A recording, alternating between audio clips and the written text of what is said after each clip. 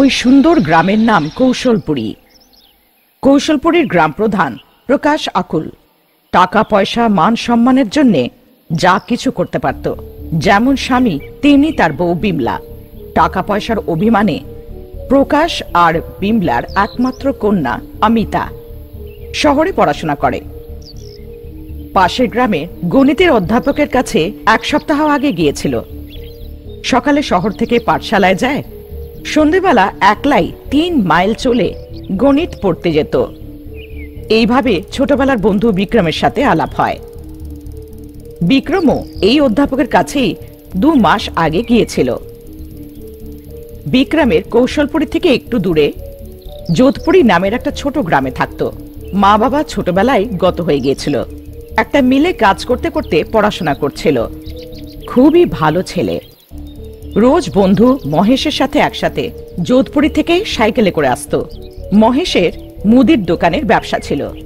প্রতি সপ্তাহে জিনিসপত্র কিনতে শহরে যেত।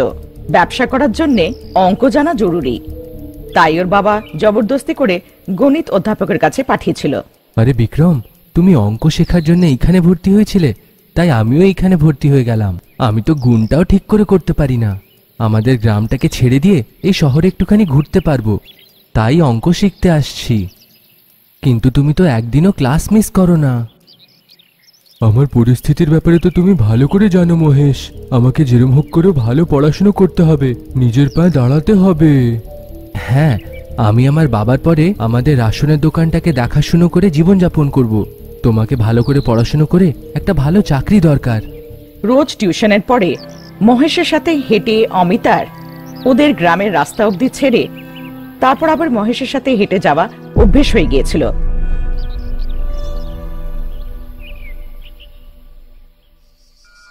অন্ধকার হতে আরো 2 ঘন্টা বাকি ছিল। আজকে আষাঢ় অমাবস্যা। 30 মিনিটের মধ্যে সব লোকেরা গ্রামের মধ্যিখানে রক্তধারার কাছে এসো। কালু দাদা রক্ত বলির জন্য তৈরি হও। বছরে একবার আসা রক্ত অমাবস্যার দিনে বৃদ্ধদের মধ্যে একজন নিজের বলিদান দেয়। গ্রামে এটা একটা বড় অনুষ্ঠান। যদি রক্তধারায় এই রক্ষা পুতুল না ভেজে শক্তি হারিয়ে যাবে। গ্রামের সবার প্রাণ কারাবু পিরাবু আর সারাবুর হাতে বলি হয়ে যাবে। আকৃত বিকৃত ব্যকৃতম পাশবিকম পাশবিকম আকৃত বিকৃত ব্যকৃতম আটবিকম আটবিকম রক্তপাত যুদ্ধ ভূমি নরসংহার নরসংহার।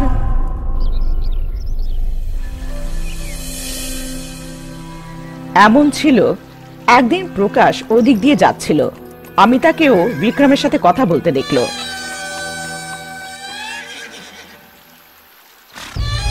এক পলকের দেরি না করে বিক্রমের ব্যাপারে জানার জন্য ওর কর্মচারী দিল্লুকে বলল, বুঝে গেছি সাহেব, কালকে এই সময়ের মধ্যে ওর পুরো সব জিনিস নিয়ে আসবো। সব থেকে আগে এইটা জানো যে তার জাতটা কি। ঠিক আছে সাহেব।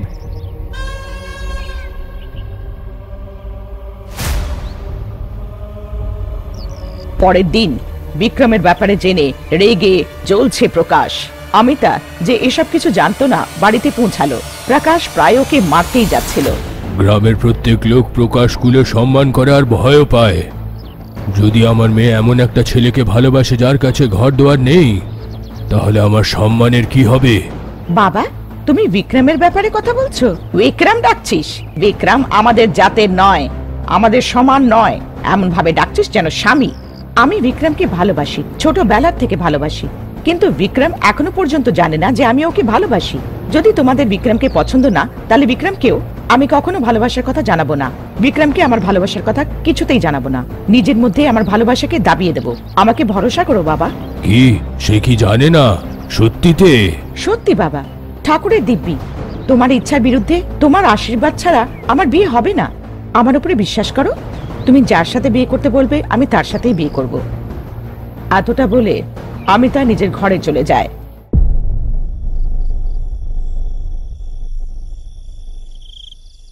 মধ্যরাত্রি হয়ে গিয়েছিল।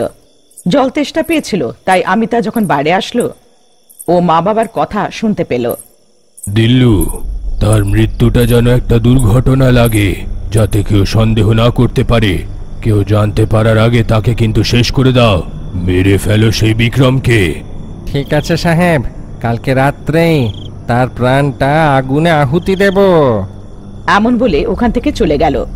বিক্রমকে মারা, অমিতা তো বলেইছে ওকে বিয়ে করবে না, আমরা যাকে বলবো তার সাথেই ও বিয়ে করবে। এই প্রকার সব জিনিসে বিশ্বাস করতে পারে, কিন্তু মেয়ের দিব্যি মোরগের আওয়াজে বিশ্বাস করে না। যতক্ষণ সে মরবে না আমার মন শান্ত হবে না। অমিতা এসব লুকিয়ে শুনছিল। যদি আমি বাবাকে সত্যিও বলি তা উনি শুনবেন না, মূর্খের মতন ভাববে আর বিক্রমকে মেরে ফেলবে। পরের দিন ও পাঠশালার জন্য বেরোলো। ওর বাবার কাছে কাজ করা গাঙ্গু দূর থেকে অমিতার পিছু ধরেছিল, কিন্তু অমিতা ওকে দেখে ফেলেছিল। আচ্ছা, বাবা আমার উপরে নজর রাখতে বলেছে।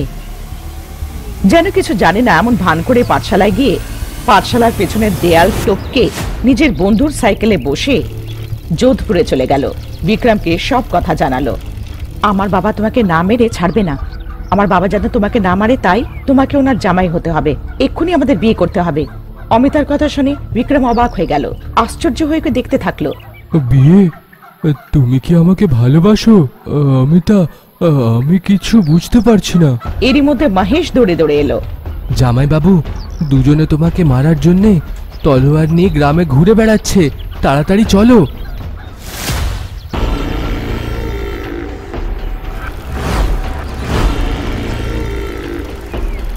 আমি বলেছিলাম না আমার বাবা গুন্ডা পাঠিয়েছে। কি হচ্ছে মহেশ, তুমি বলো। জামাইবাবু, যখন অমিতা ছোট ছিল তখন সে আমাদের গ্রামে নিজের দিদিমার কাছে থেকে আমাদের স্কুলে পড়তো না, তখন থেকে সে তোমাকে নিজের প্রাণ বলে ভাবে। স্কুল শেষ হওয়ার পরে নিজের শহরে চলে যাওয়ার পরও যখন কোনো উৎসবের জন্য গ্রামে ফিরে আসতো তখন সে তোমার ব্যাপারে জিজ্ঞেস করত। যখনই আমি দোকানের জন্য জিনিস কেনার জন্য শহরে যেতাম তখন আমি তার সঙ্গে দেখা করে তোমার বিষয়ে সব বলতাম। তুমি ওদের শহরে এই অঙ্কের মাস্টারের কাছে অঙ্কর জন্য যাও, আমার বলাতে সেই মাস্টারের কাছেই সে টিউশনও নেয়। বলেছিল সময় আসলে নিজের প্রেমের ব্যাপারে তোমাকে বলবে। এর মাঝখানে ওর বাবা এটা জানতে পেরে যায়। হ্যাঁ বিক্রম, তোমার প্রতি জন্মদিনে কোনো না কোনো বাহানা করে দিদার বাড়ি এসে তোমাকে দূর থেকে দেখে চলে যেতাম। তোমাকে দেওয়ার জন্য মহেশের হাতে জন্মদিনের উপহার পাঠাতাম। মানে সেই সব উপহারগুলো তাকে দিয়ে দিলে অমিতা? কিন্তু তুমি দিয়েছিলে এমন তো জানা নেই। যাই হোক, আমি দি কিংবা আমার বোন দি একই ব্যাপার। বাবারে, গুন্ডা আসছে, আমার জন্য তোমার প্রাণের বিপদ এসেছে। যে মেয়েকে ভালোবাসা হয় তার জন্য প্রাণ হারালেও তার থেকে ভাগ্যবান আর কেউ নেই। তাহলে তুমিও আমাকে ভালোবাসো? অমিতা তোমাকে তখন থেকে ভালোবাসে যখন তুমি ছোট ছিলে। সে গরিব আর অনাথ, তাই নিজের প্রেমটাকে মনে চেপে রেখেছিল। ও লুকিয়েছিল তো লুকিয়েছিল, তুমি তো আমাকে বলতে পারতে, আমি একটু মনে শান্তি পেতাম। আমরা আমের আটিটাকে মিষ্টি হওয়া অবধি চাটি, তারপরে আমরা ওইটাকে ফেলে দিই। আমি সবসময় সেই মিষ্টি আটির মতন হয়ে থাকতে চাইতাম। নিজের এই সব তুলনা বন্ধ করো, কি করতে হবে বলো। আমাদের গ্রামের প্রধান থেকে নিয়ে মুখিয়া অবধি সবাই তোমার হবু শ্বশুর প্রকাশ ওকুলের কথা কোনোদিনও অমান্য করে না, তাই তোমরা পালাও। বিয়ে করে সবার থেকে লুকিয়ে কেরলে গিয়ে একটা বাচ্চা জন্ম করার পরে এখানে ফিরে এসো। ঠিক আছে, আমাকে সাইকেলটা দাও, আমরা বের হই। আমরা দুজন মানে কি, আমিও তোমাদের সঙ্গে যাব। তোমাদের যদি ঠিকানা না বলি ওদেরকে, তাহলে ওরা পাগলের মতন পিটবে। এমন বলে বিক্রম অমিতাকে নিজের সাইকেলে বসিয়ে মহেশ নিজের সাইকেলে ওদের পেছনে পালাচ্ছে, কিন্তু গুন্ডারা ওদেরকে দেখে ফেলে আর ওদের পেছন ধরে।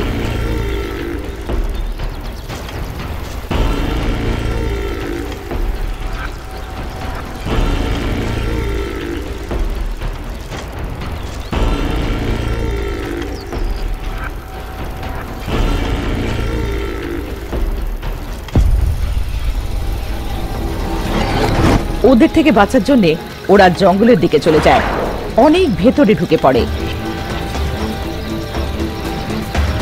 অন্ধকার হয়ে যাওয়ার পরেও গুন্ডারা পিছন ছাড়ে না। জামাইবাবু, এক কাজ করো, আগে থাকা রাস্তা দিয়ে তোমরা ডান দিকে মুড়ে যাও, জঙ্গলে গিয়ে লুকিয়ে পড়ো। আমি ওদের রাস্তা গুলিয়ে আবার এই রাস্তা দিয়ে ফিরে এসে তোমার সঙ্গে সকালে দেখা করব। সাবধানে থেকো। ঠিক আছে, সাবধানে থেকো।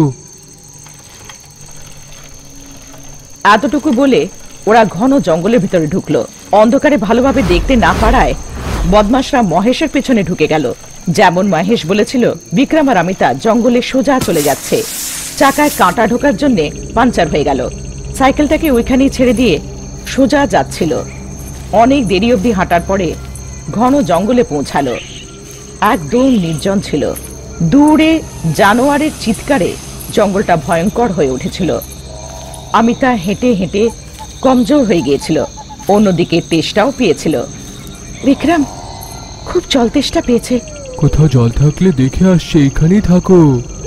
চারিদিকে তাকালো, কোথাও জল ছিল না। যখন ফেরত আসলো দেখলো অমিতা ঘুমোচ্ছে। বিক্রমও ওর পাশে একটা গাছের তলায় ঘুমিয়ে পড়েছিল।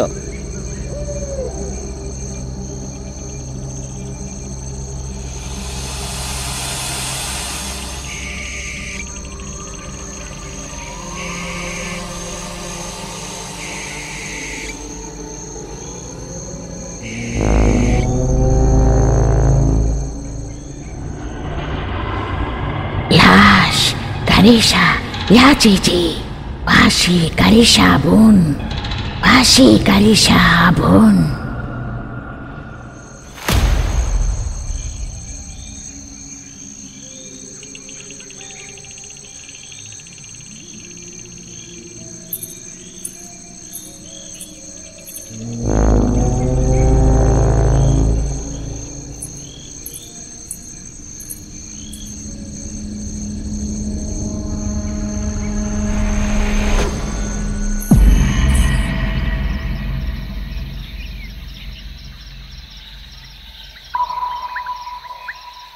সকাল হলো। বিক্রম যখন ঘুম থেকে উঠলো দেখলো অমিতা ওখানে ছিল না। ওর জন্য চারিদিকে খুঁজলো, কিন্তু অমিতাকে কোথাও দেখতে পেল না। কাছেই একটা শুকনো গাছ ছিল, ও ওখানে চড়ে গেল।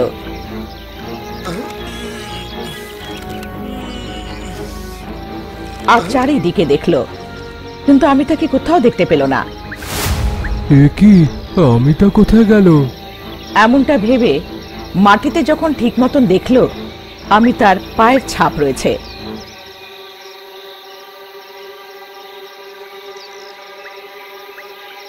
একটা খণ্ডহর সুড়ঙ্গের দিকে যেতে দেখা গেল।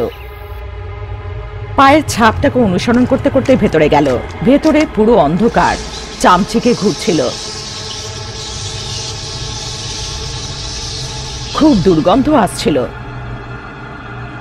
চমকে অন্ধকারে দেওয়ালের সাথে ধাক্কা খেয়ে পড়ে গেল, তলায় পড়ে গেল। আশ্চর্য হয়ে সব দিকে তাকাচ্ছিল।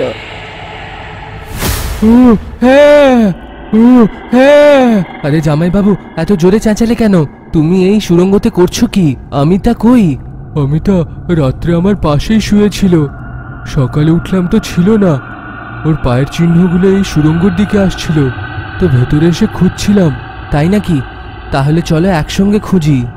অমিতা, অমিতা, অমিতা, অমিতা! এত অন্ধকার কেন? এত অন্ধকারে বিনা দীপ কিংবা মশালে এগিয়ে যাবোটা কি করে? আমার কাছে মাচিস আছে।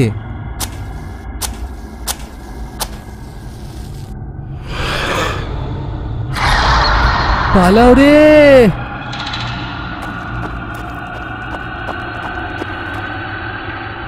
এটা কি জিনিসের আওয়াজ?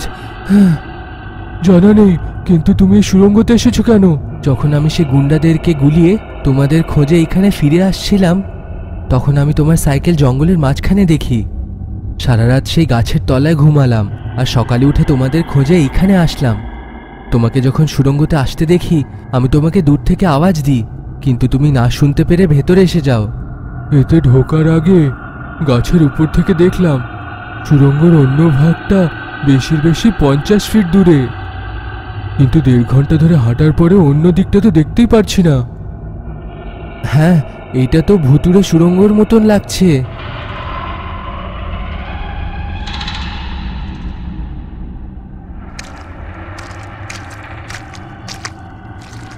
হ্যাঁ, আরে আমার পায়েতে এখানে কিছু লাগছে, একবার মাচিসটা জ্বালাও তো। যখন মহেশ মাচিস জ্বালায়, দেখে অমিতার স্যান্ডেল পড়ে আছে। এইটা তো অমিতার জুতো, তার মানে অমিতা এখানে এসেছিল। অমিতা, অমিতা, অমিতা! কোথায় আছো অমিতা? অমিতা! অমিতা, কোথায় আছো অমিতা?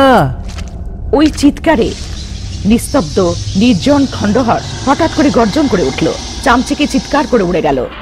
লাশ কারিশা ইয়া জিজি, বাসি কারিশা আবুন, বাসি কারিশা আবুন। বিক্রম তাড়াতাড়ি পালাও, কিছু আছে। এমন বলে ওরা সোজা পালাচ্ছিল। অন্ধকারে ভয়ে পালাতে পালাতে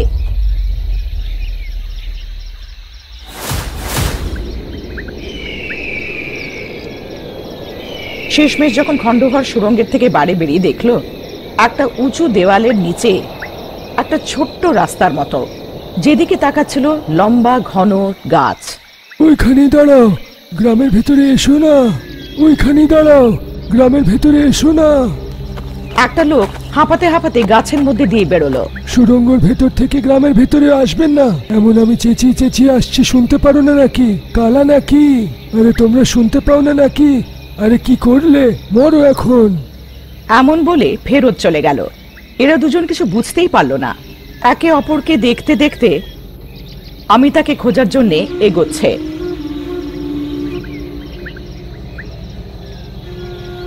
তুমি কে? এই গ্রামে এসেছো কেন?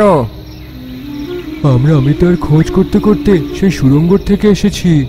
সুড়ঙ্গর থেকে? আরো দুজনের বলি, এই ব্যাপারে ভূমি কাকিকে বলতে হবে। এমনটা বলে চলে গেল। এ কি বলি বলে ভয় পাওয়াচ্ছে। মনে হচ্ছে কোনো পাগল জামাই বাবু। চলো আমরা অমিতাকে খুঁজি। আর একটু এগিয়ে গিয়ে যখন দেখে একটা ছোট্ট গ্রাম ছিল। গ্রামের শুরুতেই একটা ছোট বাড়ি, কিছুটা দূরে একটা তাল গাছের উপরে একটা ঝুপড়ি, একটু দূরে খুব কাছাকাছি ঘর। এটা 50 বছর আগের একটা গ্রাম। বাড়িগুলো আজব দেখতে। প্রতিটা বাড়িতে গিয়ে আমি তাকে খুঁজছে। যাদেরকে দেখছে তাদেরকেই জিজ্ঞেস করছে। সবাই ওদেরকে দেখে একটু আশ্চর্য হয়ে ভয় পেয়ে যায়, তারপর ওদের দয়া হয়। বাচ্চারা, ছোট বাচ্চারা এইখানে আটকে পড়েছে, ঠাকুরই ওদের রক্ষা করুক। তুমি কি মেয়ের জন্য যেখানে ইচ্ছে চলে যাবে? আগে পেছন দেখবে না? এখন তোমাকে আমাদের সঙ্গে মরতে হবে। এ কি, কেউ সোজা উত্তর দেয় না কেন? সাহেব, অমিতা নামের কোনো মেয়ে এখানে এসেছে, কুঁচকানো চুলের সঙ্গে ফর্সা। আমি দেখিনি। আমি জোরে চেঁচালাম যে সুড়ঙ্গর বাইরে পা রেখো না, কিন্তু তোমরা তো কথা শুনলেই না। আমরা সত্যিতে শুনিনি। কেউ যদি গ্রামে এসে পড়ে তাহলে কি হয়? মরে যাবে। মরে যাবে? কেন মরে যাবে? তুমি কে? সব গ্রামবাসীরা আমাদেরকে এমন করে দেখছে কেন? আমার নাম হলো করবা। আমার এইখানে এসে প্রায় 6 মাস হয়ে গেছে। এখানে শুধু আসতে পারবে, ফেরত যেতে পারবে না। যে রাস্তা দিয়ে এসেছি সেইটা ভুলে গেছো নাকি? তুমি দাঁড়াও ভাই, আমার নাম হলো বিক্রম, এ আমার বন্ধু মহেশ। আমরা এখানে সেই মেয়ে অমিতার খোঁজে এসেছি, যাকে আমি ভালোবাসি। তাকে পেয়ে গেলে যে কেউ আমাদেরকে আটকালেও আটকাবো না। আমরা যেখান দিয়ে এসেছিলাম সেইখান দিয়ে চলে যাব। ও এমন কি? তুমি কি দেখাতে পারবে কোন সুড়ঙ্গ থেকে এসেছিলে? পরিহাস করে এমন বলাতেই কোরবাকে নিয়ে ফেরত গিয়ে যেখান থেকে এসেছিল গাছের মধ্যখান থেকে ওইদিকে গিয়ে যখন দেখে ওখানে কোনো সুড়ঙ্গ ছিল না, ধারালো পাথরের একটা দেওয়াল। মহেশ আর বিক্রম একদম স্তব্ধ হয়ে গেল। আরে কি, রাস্তা ভুলে গেছো নাকি? আমরা এইখান থেকে এসেছিলাম তো। এইখান থেকেই তো। এইখানে তো একটা সুড়ঙ্গ থাকার কথা। বললাম না, এখন তোমাদের শেষ এই ভূতেদের ঘাঁটিতে হবে। ভূতেদের ঘাঁটি, ভূতেদের ঘাঁটি। এরই মধ্যে গ্রামে ঘন্টি বাজার একটা আওয়াজ হলো। সন্ধে হতে আসছে, বিপদ আছে। বাইরে থাকলে বিপদ আছে, তাড়াতাড়ি কারোর ঘরে চলে যান। আরে বিক্রম, আমার ভয় করছে। এইসব কি হচ্ছে? চলো তাড়াতাড়ি নিজের গ্রামে যাই। যদি এই সুড়ঙ্গ নয় তাহলে অন্য রাস্তা। গ্রাম আছে তার মানে চারিপাশে নিশ্চয়ই রাস্তা থাকবে, চিন্তা করো না। কিন্তু আমি অমিতাকে ছাড়া এই গ্রাম ছাড়বো না। ঠিক আছে, যদি তোমাদের প্রাণের কোনো লোভ নেই তাহলে তোমাদের যেটা ইচ্ছা ওইটা করো। বাঁচতে চাইলে আমার পেছনে এসো। এমন বলে কোরবা এক পলকের দেরি না করে ওখান থেকে গ্রামের দিকে চলে গেল। কি করি, কোথায় যে যাই? এইদিকে কি সেই সুড়ঙ্গটা আছে যেখান থেকে এসেছিলাম? রাস্তাটা কি ঠিক? 100% এই রাস্তাটাই। যখন আমরা বাইরে আসছিলাম অমিতার চটিগুলো থলিতে রাখার সময় খরগোশের খেলনা, যেটা অমিতা ভালোবেসে আমাকে দিয়েছিল, ভেঙে গেছিল। দেখো, ভাঙা সেই খেলনাগুলো এখনো সেইখানে আছে। কিন্তু একটা জিনিস আমি বুঝতে পারছি না, সুড়ঙ্গর কি হলো। চলো গ্রামে যাই। এমনটা বলে গ্রামে পা রাখে। নিস্তব্ধ ছিল। কোনো এক কাকি ঘন্টা বাজে মন্ত্র পড়তে পড়তে গ্রামে ঘুরছিল। কারাবু পিরাবু সারাবু এসে যাবে, সাবধান সাবধান। কারাবু পিরাবু সারাবু এসে যাবে, সাবধান সাবধান। কারাবু পিরাবু সারাবু এসে যাবে। কাকি এই দুজনকে দেখে, তোমরা কে? অসুর সন্ধ্যা পেরিয়ে গেছে, বাইরে থাকলে মরে যাবে, আমার পেছনে তাড়াতাড়ি এসো। কাকি দুজনকে নিজের সাথে বাড়ি নিয়ে গেল। কাকিকে ওরা কারা, কোথা থেকে আর কেন এসেছে সব জানিয়ে, এমন কেন কাকি? গ্রামটাই কেমন বিদঘটে, দ্বীপের সঙ্গে কেন? আর সবাই এমন ভয়তে কেন বেঁচে আছে? কারণ আমাদের গ্রামে একটা পিরাত পীড়িত আছে, ওটাই ভূতেদের রাস্তা। কাকি, আপনাদের গ্রাম আর সে ভূতেদের ব্যাপারে পড়ে। আমার অমিতা কি এই গ্রামে এসেছে? তুমি কি তাকে দেখেছো? কোনো মেয়ে ওই সুড়ঙ্গটাকে পার করে গ্রামে প্রবেশ করতে পারবে না। এই গ্রামে যে বউরা আছে ওরা 50 বছর ধরে বন্দী। যেই সুড়ঙ্গ দিয়ে তোমরা এসেছো সেটা ভূতেদের রাস্তা। কাকি ভয় পাইও না, অন্য রাস্তা আছে যদি বলো, আমরা গ্রামে চলে যাব। অসম্ভব, তুমি কারাবু শিরাবু আর পারাবুর থেকে বেঁচে জীবিত এই গ্রাম থেকে বেরোতে পারবে না। তোমাদের মৃত্যু এখানেই। কারাবো পিরাবো সারাবো কে? শ্শ্, অন্ধকার হওয়ার পরে ওদের নাম উচ্চারণ করতে নেই। আচ্ছা, সেইটা কে আর কেরম বিপদ? কালকে বলবো, আজ কোনো মতে দরজা পেরিও না, তাহলে মরে যাবে। ভূমিকা কি ওদেরকে খাওয়ার জন্যে ফল দিয়ে নিজের ঘরের মধ্যে গিয়ে কিছু জাপ করছিল। মধ্যরাত্রি হয়ে গিয়েছিল। একটা আজব চিৎকারে বিক্রমের ঘুম ভেঙে গেল। ও ভাবলো উঠে দরজা খুলে দেবে, কিন্তু কোনোভাবে রাত্রে দরজা পার করবে না, মরে যাবে। কাকির কথা মনে পড়ার সাথে সাথে ওখানেই থেমে গেল।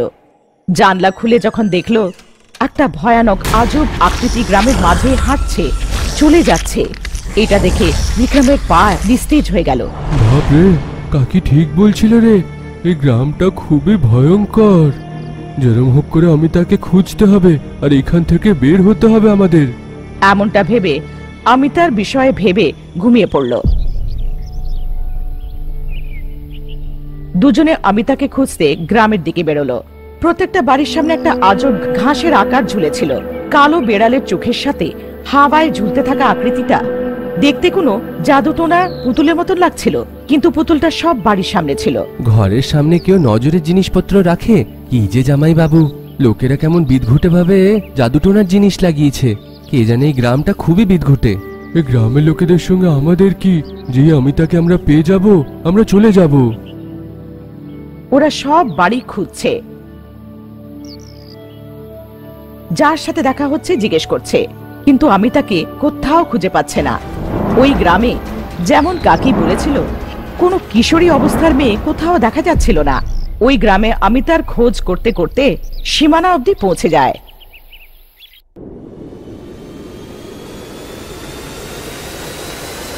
সীমানার পার পাটা রাখার সাথে সাথে অনেক আওয়াজ।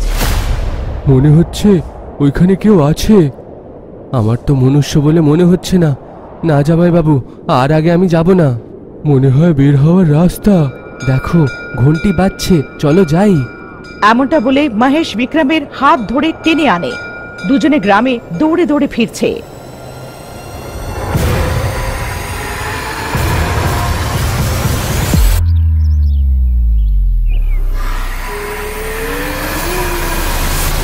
একটুর জন্য বেঁচে গেল। তোমরা দুজন কি পাগল? যে মেয়েটাকে তোমরা খুঁজছো ও এখানে নেই, আসতে পারবে না একটুর জন্য প্রাণ হারাতে। অমিতা এদিকে আসেনি সেইটা তো বুঝতে পারছি, কিন্তু অমিতা এদিকে আসতে পারবে না, তার মানেটা কি হচ্ছে? ভুল করে সে সুড়ঙ্গতে পা রাখলে এদিকে তো আসা উচিত। মাঝখানে আর কোনো রাস্তাও নেই। 50 ফিটের সুড়ঙ্গ পার করতে কত সময় লেগেছে? যদি সাহস আছে আমাকে এই সুড়ঙ্গটা দেখাও, যেটা দিয়ে এই গ্রামে প্রবেশ করেছো। প্রায় 3-4 ঘন্টা লেগে গেছে কাকি। আমরা যেই রাস্তা দিয়ে এসেছিলাম ওইখানে ফিরে গিয়ে দেখলাম, কিন্তু ওইখানে তো আর সুড়ঙ্গ ছিলই না। তোমার বন্ধু প্রেমের নেশায় মাথাটা লাগাতে পারছে না। 2 দিন ধরে তোমরা এই গ্রামেই ঘুরে বেড়াচ্ছ, একটাও কি মেয়ে দেখতে পেরেছো? এই গ্রামে 50 বছরের ঊর্ধ্বের মেয়েরা আছে, জানো কেন? হ্যাঁ, এটা সত্যি। আমি তো এই গ্রামে একটাও মেয়ে দেখিনি, কিন্তু কেন? কারণ ও নিজের বয়সের মেয়ে চায়, আহিকা চায়। আহিকা?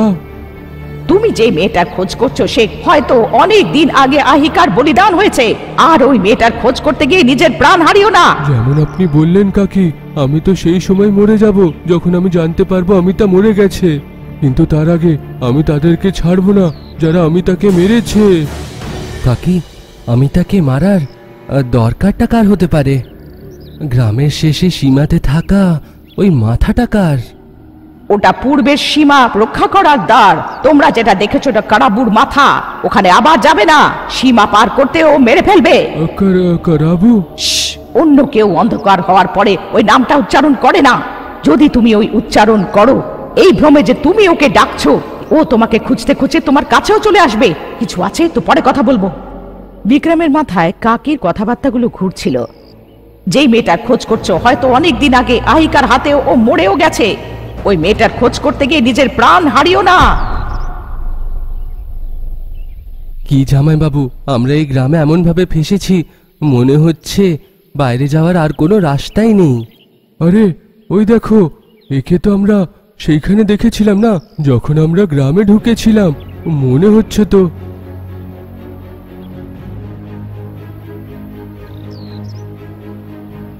হ্যাঁ, সে এইটাও বলেছিল যে তার নাম হলো করবা। সে লুকিয়ে লুকিয়ে ওই পূর্ব দিকে যাচ্ছে মনে হয়। চলো ওর পিছু ধরি আমরা। ও চুপচাপ ওর পিছু ধরে। করবা তাড়াতাড়ি করে হেঁটে গিয়ে পূর্বী সীমানার কাছে থেমে গেল। মন দিয়ে অন্যদিকে তাকিয়েছিল। সীমাটা পার করার সময় করবা, দাঁড়াও, কি করছো? শুনেছি সীমা পার করা খুব বিপজ্জনক। ও আপনারা, আমি আর পারছি না। আর কতদিন এই গ্রামে ভয় পেয়ে পেয়ে কিংবা মরার চিন্তায় বাঁচবো? আমি নিশ্চিত করেছি এই গ্রাম থেকে আমি বের হয়ে যাব। এই লোকেরা যা বলছে আমি জানি না তার মধ্যে কতটা সত্যি। এই গ্রামের লোকেরা আর এই গ্রামটা সবই একটা মরীচিকা।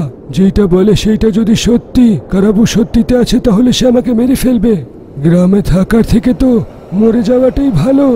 এমনটা বলে সীমানার আগে চলে গেল।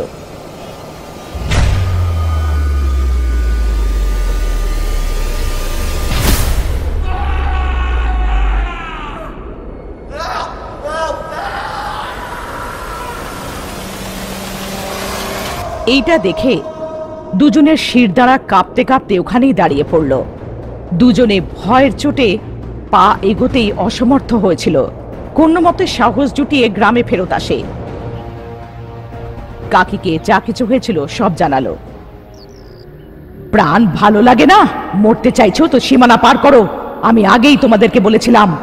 গ্রামে গিয়ে গ্রামের মাঝের পাথরে বিন্দু বিন্দু করে পড়তে থাকা রক্তের আঙুলটা বার করে দেওয়ালে একটা হিসাব লেখে মহেশ আর বিক্রমও পেছনে এলো। এটা কি কাকি? সে অঙ্কগুলো কিসের? আর এই রক্তর ধারা?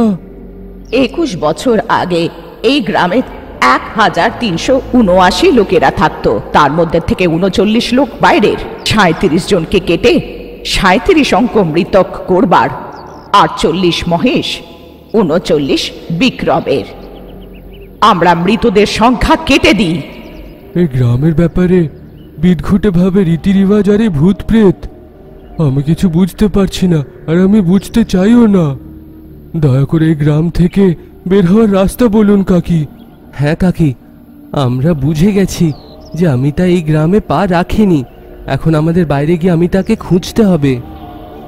একটা রাস্তা আছে, কাউকে এদিক দিয়ে সুড়ঙ্গের ভেতর দিয়ে আসতে হবে, তাহলে আবার থেকে সুড়ঙ্গ খুলে যাবে।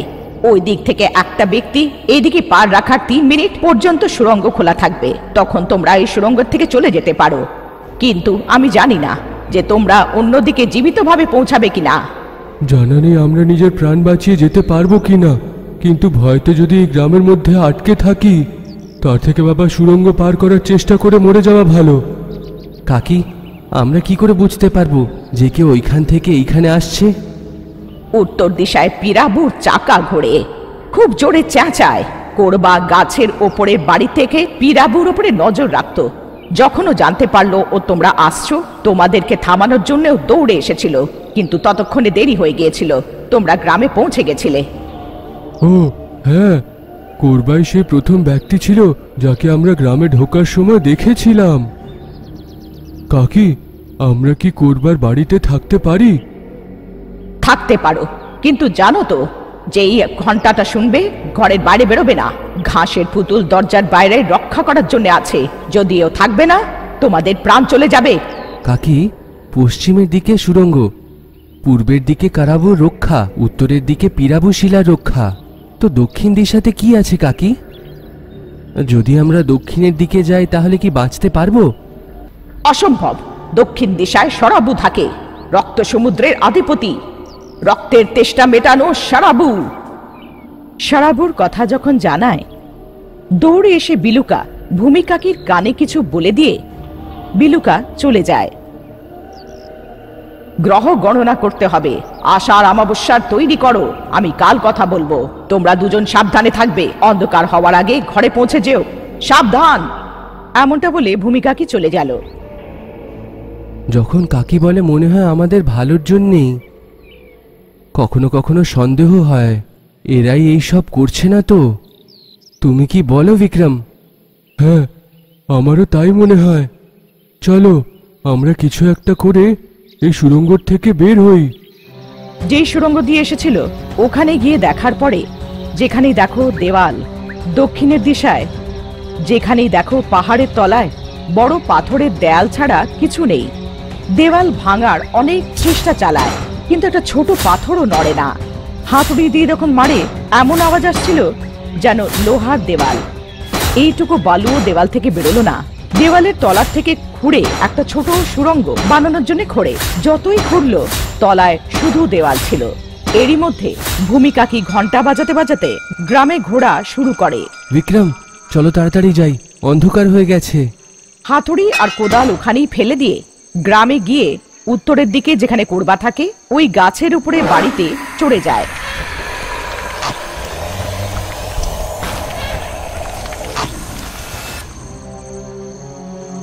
কোরবার বাড়ি গাছের উপরে থাকার কারণে ঠান্ডা হাওয়ায় নিজেদের সমস্যা ভুলে আরাম করে ঘুমিয়ে পড়ে। কিন্তু সকালে একটা ছোট্ট পাখির আওয়াজে ঘুম ভেঙে যায়। ওদের ঝুপড়ির পাশে একটা গাছের উপরে বাসা বানিয়ে থাকা পাখিটা খুব বিচিত্রভাবে দুটো পা আকাশের দিকে করে, এটা দেখে এর কাজটা তো বেশ ভালো, পা সোজা করে শুধু গান গাইছে। হ্যাঁ, আমি কখনো পাখিকে এমন ভাবে শুতে দেখিনি। এ কি হর্নের মতন? হর্ন নয় রে, দূরবীন। আমরা ভৌতিক শাস্ত্রতে এর ব্যাপারে তো পড়েছি। দক্ষিণের সুড়ঙ্গের দিকে দেখার পরে যেখান অব্দি চোখ যাচ্ছিল পুরো দেওয়াল, উপরে দেখার সময় মেঘ দেখা যাচ্ছিল, সেখান অব্দি দেওয়াল অব্দি কিছু দেখা যাচ্ছিল না। এটা সত্যিতে একটা জাদুর দুনিয়া রে। আমাদের জন্য একমাত্র সাহারা এখন শুধু ভূমিকাকি। চলো। এরকম বলে কাকির কাছে যখন গিয়ে দেখলো, কাকি ছোট পাথরের কুচি সরিয়ে সংখ্যা গুনছিল। এইটা কি কাকি? গ্রহের দিশার গণনা করছি। আমি 21 বছর আগে যে সপ্তগ্রহ কুটমি এসেছিল সেদিন বন্দী হয়েছিলাম। আবার যখন সপ্তগ্রহ কুটমি আসবে তখন এই গ্রামটা বরবাদ হয়ে যাবে। আমাদের পরিষ্কার করে বলো আসলে কি ঘটেছিল কাকি। আমি পাতাল শক্তি প্রাপ্ত ক্রুধিমা নামের তান্ত্রিকার নাতনি, বেতাল শক্তি প্রাপ্ত মন্ত্র জানা কাকির বউ, ভালো মনের বেতাল শক্তি প্রাপ্ত লোকির বউ। ভূমিকা আমার নাম, সবাই আমাকে ভূমি বলে ডাকে। আমার বিয়ে মন্ত্র জানা কাকির ছেলে লোকির সাথে হয়েছে, যে আমার দিদার কট্টর শত্রু। কিছু সময় পরে একদিন, মানে ঠিক 21 বছর আগে, মহাশক্তিশালী গ্রহকুটমি, সপ্তগ্রহ কুটমি, মানে 7টা গ্রহ একই কক্ষায় আসে, তাও 21টা ঘড়ি অবধি থাকা গ্রহকুটমি। গ্রহকুটমি আর গ্রহণের সময় বেতাল মুকুটের শক্তি কমজোর হয়ে যায়। তাই বেতাল শক্তি প্রাপ্ত আমার পুরো পরিবার গ্রহণ শেষ হওয়া অবধি বেতাল গুহায় রক্ষা পায়। আমার কাছে পাতাল শক্তির মুকুট আছে, তাই আমাকে ভূত প্রেতরা কিছু ক্ষতি করতে পারে না। কিন্তু আমিও আমার স্বামীর সাথে বেতাল পাহাড়ের জন্য বেরিয়েছিলাম।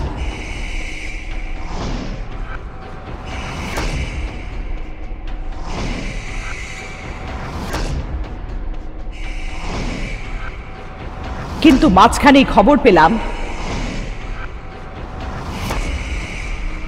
যে আমার দাদা ঠাকুরের মৃত্যু হয়ে গেছে।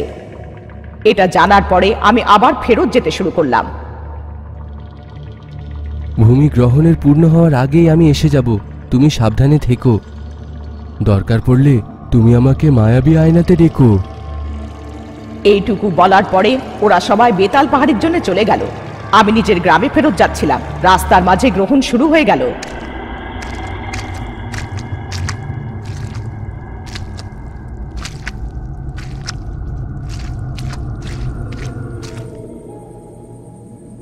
তখনই আমি এই গ্রামটা অলকাপুরীতে পা রাখলাম।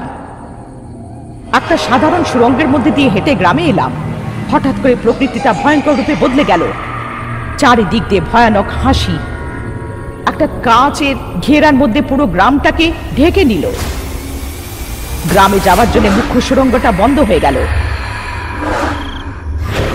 আমি বুঝতে পারছিলাম না যে কি হচ্ছে। তিন বিকৃত শক্তি তিন বিষাদ দিয়ে আমার উপরে ঝাঁপিয়ে পড়ল। আমি ওদেরকে আমার পাতাল শক্তি দিয়ে বাঁধার চেষ্টা করলাম, কিন্তু আমার পাতাল শক্তি ওদের শক্তির সামনে পর্যাপ্ত ছিল না। এটা ছাড়া সপ্তগ্রহের কুটমির জন্য আমার শক্তিও ক্ষীণ হয়ে গিয়েছিল। ওই তিনটে ভূত শক্তি মহিলাদের, তাদের মধ্যে থেকেও বিবাহযোগ্য মেয়েদেরকে সুড়ঙ্গের ভেতর দিয়ে টেনে নিয়ে চলে গেল। যেই ওরা ভেতরে যায় সুড়ঙ্গ বন্ধ হয়ে যায়। গ্রামে হাহাকার ছড়িয়ে পড়ল, লোকেরা ভয় পেয়ে পালাচ্ছিল। ওই তিনটে প্রেত যাওয়ার পরে আমি গ্রাম থেকে বাইরে বেরোনোর জন্য সুড়ঙ্গের দিকে গিয়ে দাদাতি ত্রিকরা কিরকা কারা পাতাল প্রাম ভ্রাম ক্রম মনা ভূত প্রেত পাতাল বেগা মৃতা ক্রুরম প্রাম ব্রাম ক্রম। আমার মন্ত্র ওই মজবুত সুড়ঙ্গের উপরে কাজ করলো না। পূর্বের দিকে জঙ্গলের দিকে গিয়ে আবার প্রয়াস করলাম, দাদাতি ত্রিকরা কিরকা কারা পাতাল ব্রাম ব্রাম ক্রম মনা ভূত প্রেত পাতাল বেগা মৃতা ক্রুরং প্রাম ব্রাম ক্রম। ফিরে যাও, পূর্ব দিকটা আমার, আমি কারাবু বলছি। চলে যাও, না হলে মরে যাবে। কারাবু পূর্বের দিকে একটা শিলার রূপে রক্ষা করছে। সীমার বাইরে গেলে তো পূর্ব দিকের অধিপতি কারাবু, ওর হাতে তুমি মারা যাবে। নিজের মন্ত্র দিয়ে এটাকে থামানোর চেষ্টা করলাম, কিন্তু পারলাম না।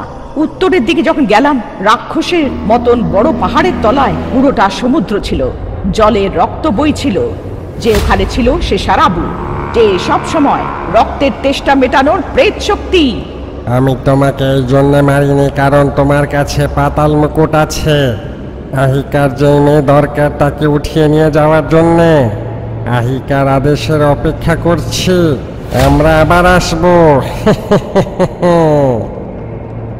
পুরো গ্রামটা রক্ষা আহিকার তিনটে ভূত করে যাচ্ছে। ওরাই কারাবু পিরাবু সারাবু। লাশ কারিশা ইয়াজিজি ওয়াশি কারিশা হাবুন ওয়াশি কারিশা হাবুন। গ্রামের চারিদিক দিয়ে কোনো মন্ত্র ভয়ঙ্কর রূপে শোনা যায়। কারাবু সারাবু পিরাবু তিনটে দিশা দিয়ে গ্রামের উপরে ভেঙে পড়লো। রাস্তায় আসতে থাকা লোকেদের মেরে এক একটা মেয়েকে উঠিয়ে নিয়ে চলে যেত। আমি আমার শক্তি দিয়ে তাদের মধ্যে থেকে একটাকেও বাঁচাতে পারিনি। তখনই আমার স্বামীর কথা মনে পড়ে গেল। দরকার হলে আমাকে মায়াবী আয়না দিয়ে ডেকো। এক পলকের দেরি না করে আমি পাশের খালি ঘরে গেলাম। একটা দর্পণ নিয়ে অঞ্জনা তন্ত্র করে লৌকিকে ডাকলাম, দাদাতি ত্রিকরা কিরাকা কারা পাতাল প্রাম ব্রাম ক্রম মনঃ ভূত পেত পাতাল মেগা মৃগা ক্রুরং প্রাম ব্রাম ক্রম। শোনো গো, আমি বিপদে আছি, আমাকে আর এই গ্রামটাকে বাঁচাও, এক্ষুনি এসো, আমি বিপদে আছি। আমি অনেক চেষ্টা করলাম, কিন্তু মায়ার দর্পণে কাউকে ডাকতে পারলাম না। আমার শাশুড়ি, মন্ত্রজানা কাকি, জনমদগ্গী, নাটা ভূত, বেড়াল ভূত, টিকটিকি ভূত, এই পর্যন্ত আমি আমার দিদা ক্রুদিমাকেও ডাকলাম, কাউকে দর্পণে দেখতে পারলাম না।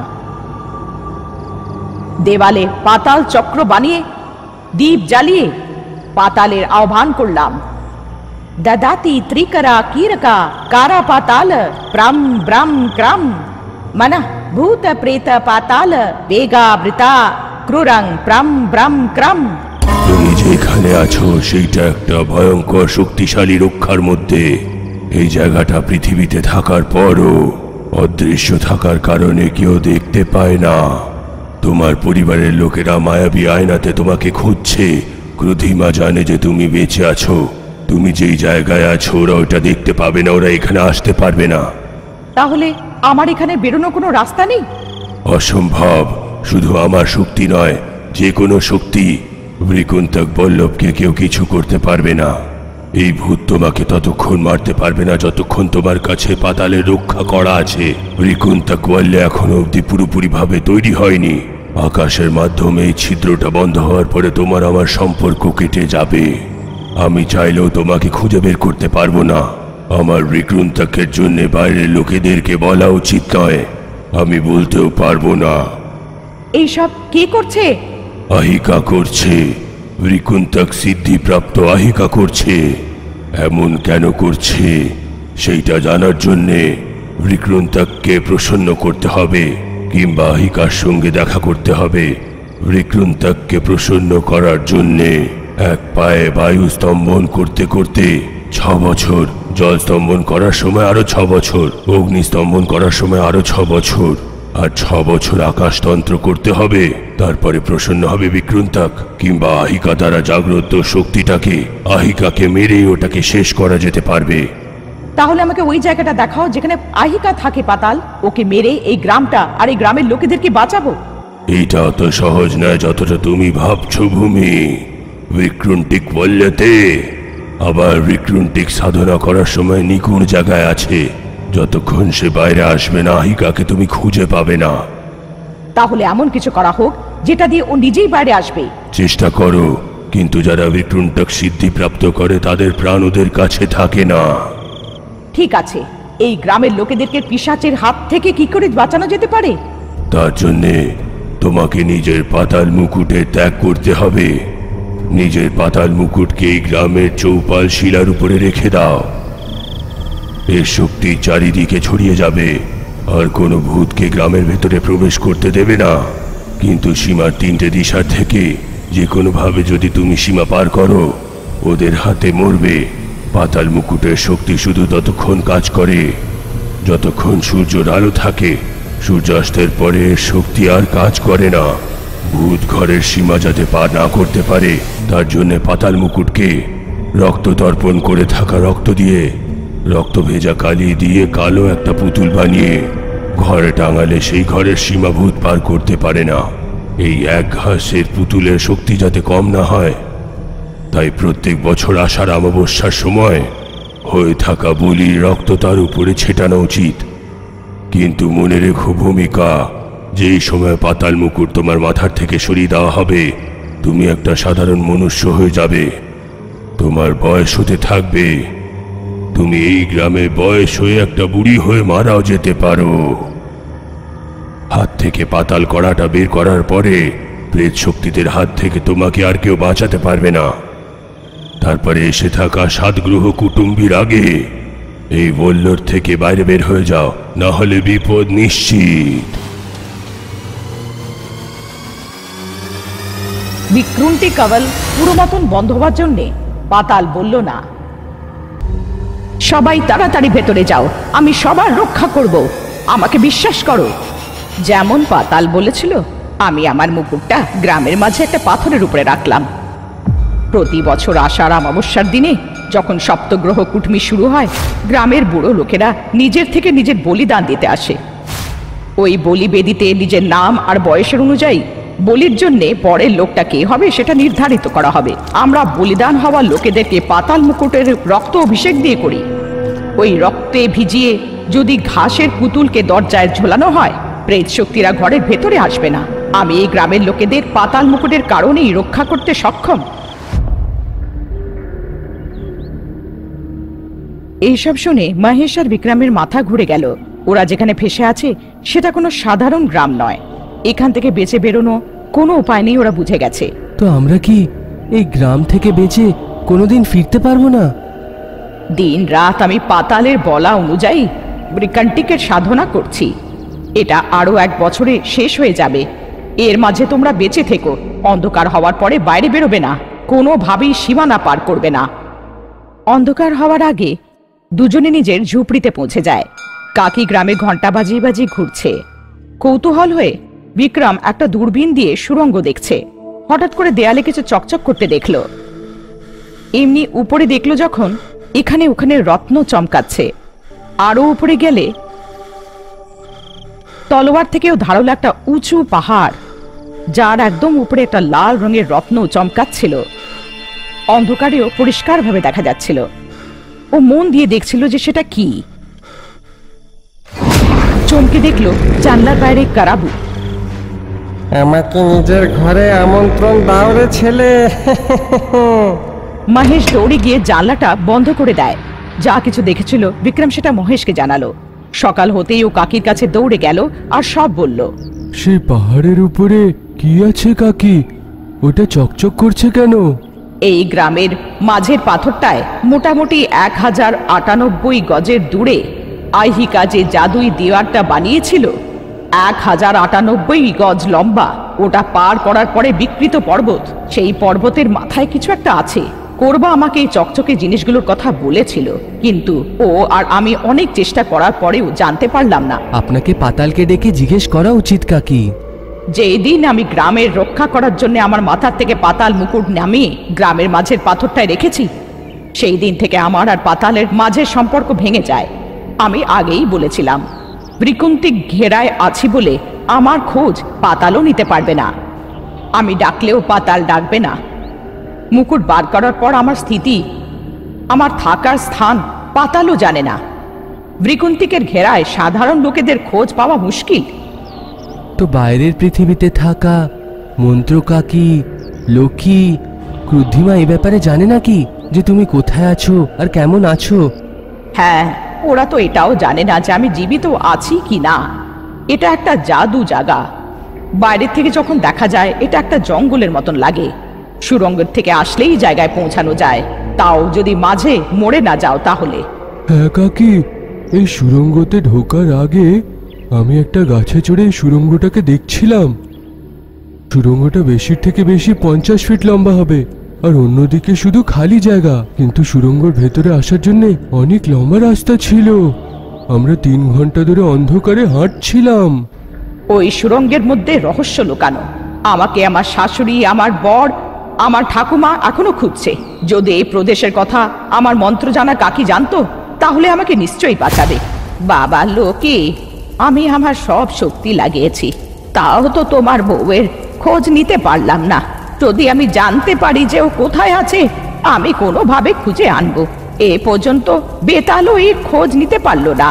21 বছর আগে সে সপ্তগ্রহ কুটুম্বির দিনে নিজের ঠাকুরদার শেষ কাজ করার জন্য গেছিল। আমি বিশ্বাস করতে পারছি না যে সে এখনো নিখোঁজ, কিন্তু ক্রুদ্ধিমা আমাকে বলল যে সে এখনো বেঁচে আছে। এটা অবিশ্বসনীয়। আমাদের মন্ত্র কাকি যে এত লোকেদেরকে বাঁচিয়েছে, উনি নিজের বৌমাকে বাঁচাতে পারছেন না। শেষমেশ আমাদের শত্রু প্রতিমাও নিজের নাতনির খোঁজ নিতে পারলো না। আগামী 3 মাসে সপ্তগ্রহ কুটুম্বী আবার আসছে। পৃথিবী প্রায় 3 ঘন্টার জন্য অন্ধকারে থাকবে, আর এবার আমাদের আরো সাবধানে থাকতে হবে। আমার কাছে আমার একটাই সম্পর্ক, আমার নাতনি। ওকে দেখতে আর ওকে বাঁচাতে এই শক্তি যদি কাজ না করে আমি কি করব? 20 বছর আগে পাতাল বলেছিল যে ভূমি জীবিত। গা গৌ গোরক গাব্রকা, ব্রা বো বোরক বিকর করাকা, যা যৌ জোরক জাগ্রক করাকা, মা মৃগা মৃত্যু মরণ কারকা। পাতাল বলো, আমার নাতনিকে দেখাও, আমাকে বলো কোথায় আছে। ক্রুদ্ধিমা, এটা আমিও জানি না যে ভূমি কোথায় আছে। তুমি যতবারই জিজ্ঞেস করো, এইটাই আমার উত্তর থাকবে। শেষবারের মতন আমি যখন ভূমিকে দেখেছিলাম, তখন সে বেঁচে ছিল। এখন বেঁচে আছে কিনা জানা নেই। আলকাপুরীর চারিদিকে জাদু ঘেরা থাকার কারণে, অন্য জগতের সাথে কোনো সম্বন্ধ না থাকায়, কেউ কোনো খোঁজ না পাওয়ায় সবাই দুঃখী ছিল। এই জাতার প্রতিষ্ঠার জন্যে আমি একমাত্র মেয়েকে হারিয়ে ফেলেছি। আমার মেয়ে বেঁচে আছেও কিনা পুরো জঙ্গলে খোঁজার পরেও টিল্লু পেল না। চিন্তা করো না, বিক্রম আমার মায়ের গ্রামের, ও ভালো। আমাদের আমি তার খুব ভালো খেয়াল রাখবে। দিন পেরিয়ে যাচ্ছে। বিক্রম আর মহেশ প্রতিদিন আশেপাশে পেয়ে থাকা ফল, ছাগলের দুধ ডিম এইসব খাবার জন্য আনতো, পাখিটার জন্যও দানা এনে রাখত। এইভাবে পাখিটা ওদের খুব কাছাকাছি এলো। মহেশ ওর নাম চিচলি রাখলো। চিচু, চিচু, এসে যাও। যখন মহেশ ওকে নাম ধরে ডাকতো, পাখি যেখানেই থাকতো উড়ে চলে আসতো। ওরা কোনো কিচকিচের আওয়াজ বুঝতো না যদিও, কিন্তু পাখিটা এদের দুজনের কথা বুঝতে পারত। যখন ওরা ঝুপড়িতে আসতো, ও ওদের জন্যে দাঁতন আর ছোট ছোট আমলার ফল নিয়ে আসতো। মহেশ পাখিটা বুঝতে পারতো কি না পারতো, ওকে নিজে সব মাথা চিন্তা জানাতো। বিক্রম আর অমিতার প্রেমের কথাও জানাতো। পাখিটাও চিকচিক করতে করতে শুনতো, যেন সব কিছু বুঝতে পারছে। কিছুদিন পর আষাঢ় অমাবস্যা, রক্তবলির ব্যবস্থা করা হচ্ছে। গ্রামে ঢোল বাজছে। একটা ছাগলকে সীমানার 3 দিশায় ঘোরানো হচ্ছে। ছায়া দেবী, যার নাম দেওয়ালে লেখা, সিঙ্গার করে ওনার হাতে 2টো ছাগল দেওয়া হয়েছিল। ছায়া দেবী হাঁটছিল, আর অন্যরা পেছন থেকে হর্ন বাজাতে বাজাতে যাচ্ছিল। ঠিক দুপুরবেলা গ্রামের মাঝামাঝি সবাই পৌঁছালো। যাদের ছায়া দেবীর বলিদানটা দেখতে পারার ইচ্ছা ছিল না, তারা সবাই ঘুরে চলে যাচ্ছে। আমার মরার কোনো দুঃখ নেই। আমি চাই যে তোমরা জীবিত থাকো, আর সব লোকেরা এই বিপদ থেকে সুরক্ষিত হয়ে বেঁচে যায়। এমনটা বলে গ্রামের চারিদিকে উঁচু পাথরের কুঁয়োতে ঝাঁপিয়ে পড়ল। বলির জানোয়ার উপরে যখন রক্ত ছিটা পড়ল, দদাতি ত্রিকারা কিরাকা কারা পাতাল ব্রম ব্রম ক্রম মনঃ ভূত প্রেত পাতাল বেগা মৃতা ক্রুরম ব্রম ব্রম ক্রম। কাটা ছাগলের মাথা থেকে নজর পুতুল বানিয়ে উত্তরের দিকে সীমানায় পুঁতে দেওয়া হলো। পূবের দিকে যেখানে কারাবু থাকত, রক্ত ঢেলে বলির জানোয়ারের শরীরটাকে জ্বালিয়ে ওই অস্থিগুলোকে পশ্চিমের দিকে সারাবু পাহাড় থেকে হাওয়ায় ফেলে দেওয়া হলো। পাতাল মুকুটের উপর থেকে রক্ত যেটা পড়েছিল, প্রত্যেকটা বাড়ির সামনে ঘাসের পুতুলের উপরে ভূমিকা কি রক্ত ছড়িয়ে দিল। অন্ধকার হওয়ার আগে সবাই নিজের নিজের বাড়ি ঢুকে গেল। কাকি ঘন্টা বাজিয়ে বাজিয়ে গ্রামে ঘুরতে ঘুরতে চপালের কাছে এসে কুঁয়োতে যখন দেখলো কুঁয়োটা রক্তে ভরা, কুঁয়োর মধ্যে চাঁদের প্রতিবিম্ব রক্তে মিশ্রিত হয়ে দেখা যাচ্ছিল, ও আশ্চর্য হয়ে নিজের বাড়ির দিকে দৌড়ে গেল। চাঁদের ঘড়ি দেখল। এ কি, অমাবস্যার দিন চাঁদ? আমি কি ভুল আলঙ্কন করছি? ওটার বিষয়ে চিন্তা করতে করতে সারা রাত বারবার গুনছিল, কিন্তু সেদিন আষাঢ় অমাবস্যাই পড়ছিল। সকাল হয়ে গেল। একটা আওয়াজে দুজনে চমকে উঠে পড়ল। দূরবীন নিয়ে তোমাদেরকে ডাকা হয়েছে, যেইখানে কাকি থাকে, এসো। দুজনে দৌড়ে কাকির কাছে চলে গেল। বৃকুন্তিক দিশা, যেটা 21 বছর ধরে করছিলাম, কালকে চন্দ্র গণনার জন্যে খারাপ হয়ে গেল।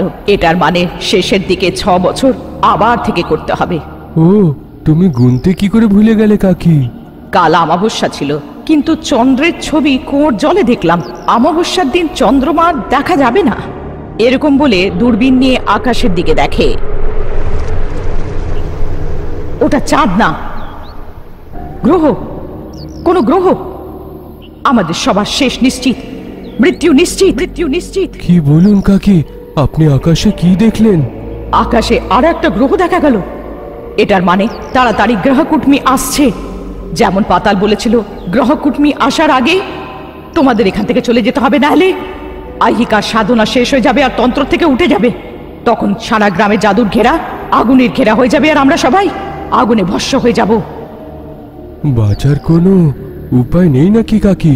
না বাবা, এটা গ্রামে কাউকে জানাবে না, ভয় পেয়ে যাবে। কাকির কথায় দুঃখ পেয়ে দুজনে নিচের ঝুপড়িতে ফেরত এসে যায়। অকারণে আমি তাকে এখানে নিয়ে আসলাম। সে বেঁচে আছেও কিনা, এখন সে আশাটাও মরে গেছে যে এই জন্মতে আর তাকে দেখতে পাবো কিনা। ওর কিচ্ছু হবে না, ও বাইরে যেইখানেই থাকুক ঠিক থাকবে। আমার মনে হয় সে তোমাকে খুঁজতে খুঁজতে তোমার গ্রামে পৌঁছে গিয়ে থাকবে, মনে হয়। আমাকে ক্ষমা করে দাও মহেশ, তুমি আমার কারণে এখানে এসে ফেসে গেলে। তোমাকে ছেড়ে আমাকে একলাই আসতে হতো। তখন আমি তার বাবার গুন্ডারা আমাকে মেরে ফেলে দিত, কিংবা তোমাদের সঙ্গে কি কি হয়েছে এইটা ভেবে ভেবে আমার মাথা ফেটে যেত। দিন পেরিয়ে যাচ্ছে। একদিন ভূমি কাকির বাড়িতে গিয়ে চিঁচলি যে আমলাটা দিয়েছিল সেটা দিল। আমি তো জানতাম না এই গ্রামে আমলার গাছ আছে। তুমি কোথা থেকে পেলে আমলা? আমার বন্ধু চিচলি দিয়েছে, হয়তো আমাদের সঙ্গে বন্ধুত্ব করতে চায়। চিচলি? এই চিচলিটাকে আমার ন জানতে? কাকি, চিচলির মানে হলো চড়াই পাখি। মহেশ ভালো ভেবে তার নাম চিচলি দিয়েছে। একটা বিচিত্র ভাবে পাগুলোকে লম্বা করে আকাশের দিকে মুখ করে শোয়ে। হ্যাঁ, মনে হচ্ছে এটা কোনো বিচিত্র পাখি। পরের দিন গাছের উপরে ঝুপড়িতে বসেছিল। উত্তরের শিলার উপর থেকে একটা আচমকা আওয়াজ এসে যখন ওরা দূরবীন দিয়ে দেখল, উত্তর দিশায় পিরাবুর চক্র ঘুরছে। জোরে চিৎকার করছে।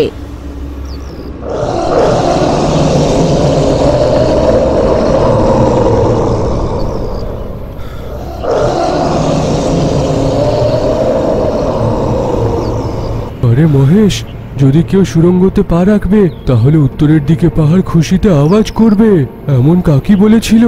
শোনো, আওয়াজটা শোনো। তুমি দৌড়ে যাও আর নজর রাখো সুড়ঙ্গর থেকে কেউ বের না হোক। ঠিক আছে, আমি মরে গেলেও সুড়ঙ্গর থেকে কাউকে বের হতে দেব না।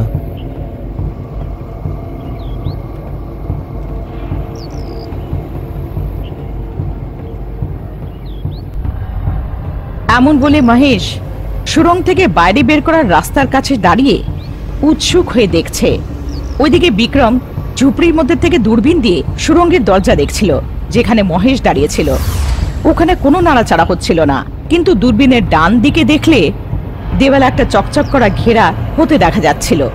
এটা দেখে বিক্রম হাত নাড়িয়ে জোরে জোরে চিৎকার করছে, মহেশ, ওইখানে নয়, ডান দিকে, ডান দিকে।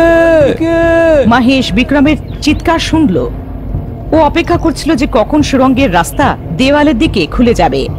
একটুও দেরি না করে হট করে ঝুপড়ির থেকে নিচে নেমে আসলো। বিক্রম দেয়ালের ডান দিকে দৌড়াচ্ছে।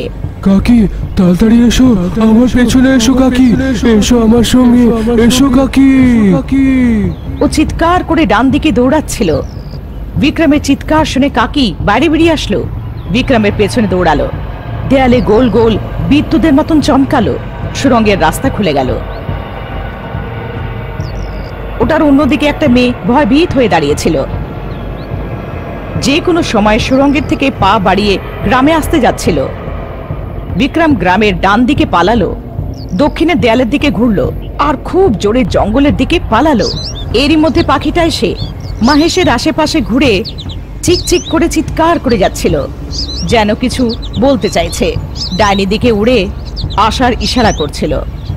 এটা বুঝে মহেশ অনেক জোরে দৌড়ে গিয়ে পাখির পেছনে যখন গেল, ওই মেয়েটা সুড়ঙ্গের থেকে পা বাইরে রাখতেই যাচ্ছিল। দাঁড়ান, পা রাখবেন না, কিন্তু মরে যাবেন, পা রাখবেন না, রাখবেন না। মহেশের চিৎকারে মেয়েটা ভয় পেয়ে পাটা পিছনে টেনে নেয়। এরই মধ্যে ভূমি আর বিক্রম ওখানে পৌঁছে যায়। 3 মিনিট শেষ হতেই যাচ্ছিল।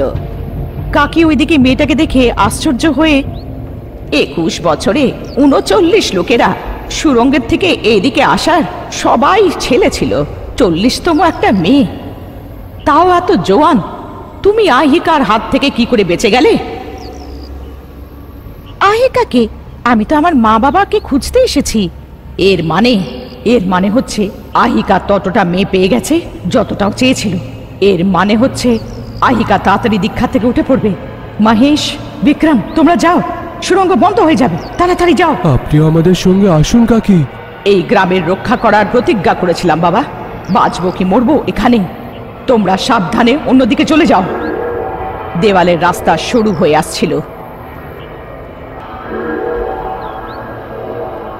দেরি না করে মহুয়া গিয়ে যা কিছু হয়েছে মন্ত্র যারা কাকিকে জানিয়ে এখানে নিয়ে এসো। এটা আমার চিহ্নের রূপে লোকিকে আমার চুড়ি দেখাবে। এমন বলাতে সুড়ঙ্গ বন্ধ হয়ে গেল। শেষের দিকে পাখিটাও ভেতরে চলে এলো। অনেকবার যখন রাস্তা খুলেছে গ্রামের যুবকরা যাওয়ার চেষ্টা করেছে, কিন্তু কেউ যেতে পারলো না। বিক্রম সত্যি বাহাদুর। আহিকা ওই মেয়েটাকে ছেড়ে দিয়েছে যে সুরঙ্গে পা রেখেছিল। এর মানে এই গ্রাম কিছুদিনের মধ্যে শেষ হবে। এটা ভাবতে ভাবতে অন্ধকার হয়ে আসছিল। এই কথাটা গ্রামে কাউকে না জানিয়ে ও গ্রামে ঘুরে ঘুরে ঘন্টা বাজাচ্ছিল। সব লোকেরা দরজা বন্ধ করে ভেতরে চলে যাচ্ছিল।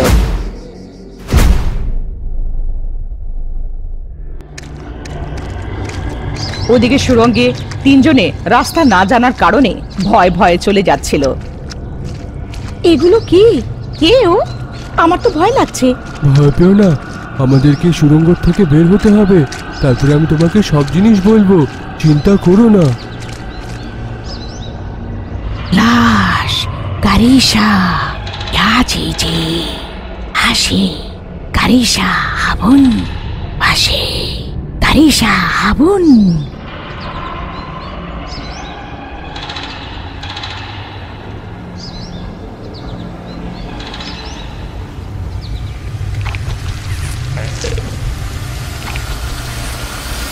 বাঁচাও, বাঁচাও! দীপিকাকে বাঁচানোর জন্য ওর হাত ধরে ফেলে মহেশ, কিন্তু দীপিকা অন্ধকারে হারিয়ে গেল, কোথাও দেখতে পাওয়া গেল না।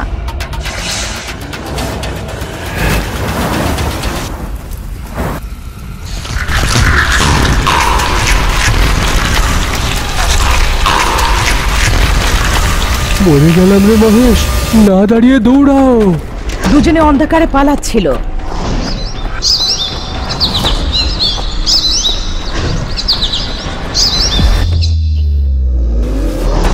মহেশকে বাঁচানোর জন্য বিক্রম অনেক চেষ্টা করে, কিন্তু অন্ধকারে বিক্রমকে কোথায় নিয়ে গেল বুঝতে পারল না।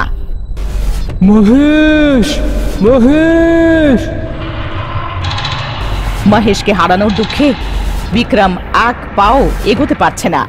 ও অনেক দুঃখ পাচ্ছিল। মাচিস দিয়ে আর এদিক ওদিক তাকালো, কিন্তু মহেশকে কোথাও দেখতে পেল না। মহেশের জন্য কেঁদে কেঁদে ওখানে অজ্ঞান হয়ে পড়ে গেল।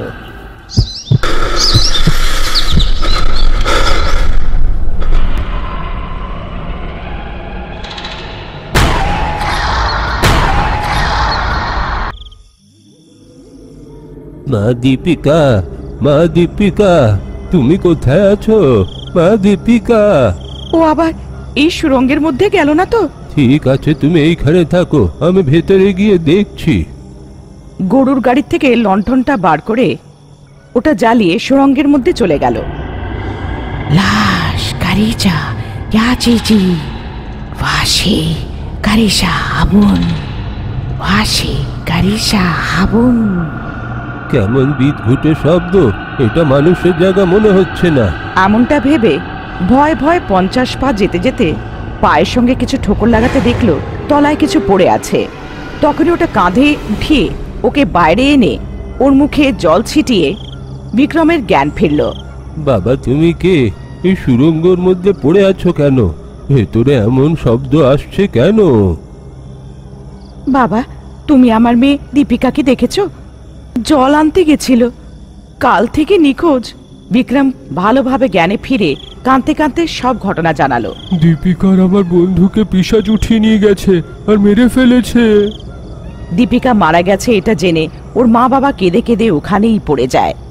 দীপিকার বাবা জেদ ধরে যে সুরঙ্গের মধ্যে গিয়ে দীপিকার খোঁজ করবে, কিন্তু যখন বিক্রম বিস্তারিতভাবে বলে, তুমি যেটা বলছো সেইটা বিশ্বাস করার যোগ্য নয়, কিন্তু এইখানের পরিস্থিতি দেখে তোমার কথাতে আমার বিশ্বাস হচ্ছে বাবা। উপায় না দেখে ওখান থেকে বেরিয়ে ভূমিকাকে যে রাস্তাটা বলেছিল সেদিকে গিয়ে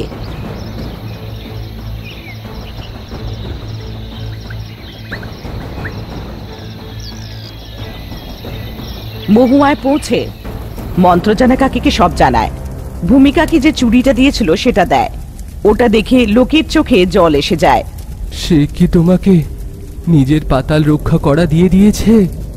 আরে, এখন ওকে পিশাচদের হাত থেকে কে বাঁচাবে? ওর চুড়ি চিহ্ন হিসেবে তোমাকে দেখতে দেয়নি, পিশাচদের থেকে বাঁচার জন্য তোমাকে এই কড়াটা দিয়েছিল ভূমি। ওটা তোমার হাতে ছিল বলে তুমি বেঁচে সুরঙ্গের থেকে বাইরে এসেছো।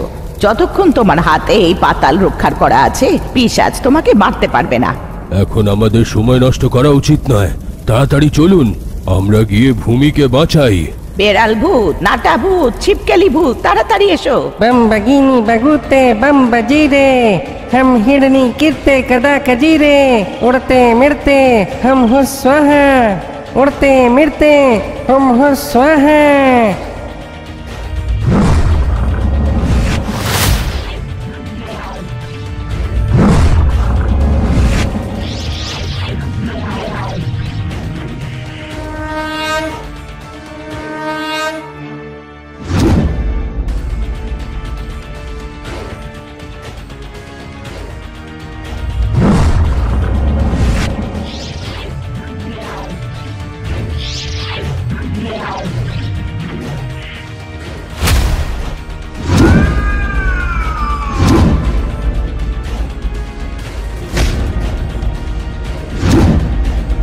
সবাই সুড়ঙ্গের সামনে নামে।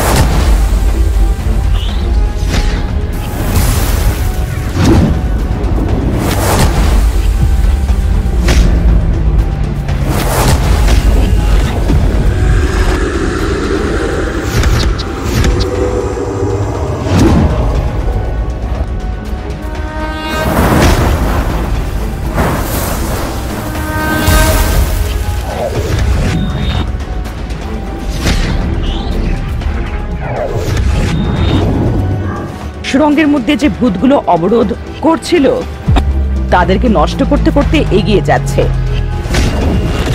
সারাবু, পিরাবু, কারাবু, তিন দিকে বেড়াল ভূত, নাটা ভূত আর টিকটিকি ভূত তাদের উপরে আছড়ে পড়ে। ওদের শক্তির সামনে এরা দাঁড়াতে পারলো না বলে চিৎকার করতে শুরু করলো। ওরে বাবারে, এগুলো কি এত ভয়ঙ্কর? কাকি বাঁচাও! আরে আমি মরে গেলাম, কাকির আগে আমি সুড়ঙ্গটা পার করে এসে গেলাম। আরে আমি তো ফেঁসে গেলাম রে। আরে আপনাদের মতন লোকেদের এমন অবস্থা, তাহলে আমার কি হবে? আরে বাঁচাও রে। ওদের চিৎকার শুনে ভূমিকা কি বাইরে এসে দেখে। ওদের সঙ্গে লড়াই করো না, এসো, তাড়াতাড়ি চলে এসো।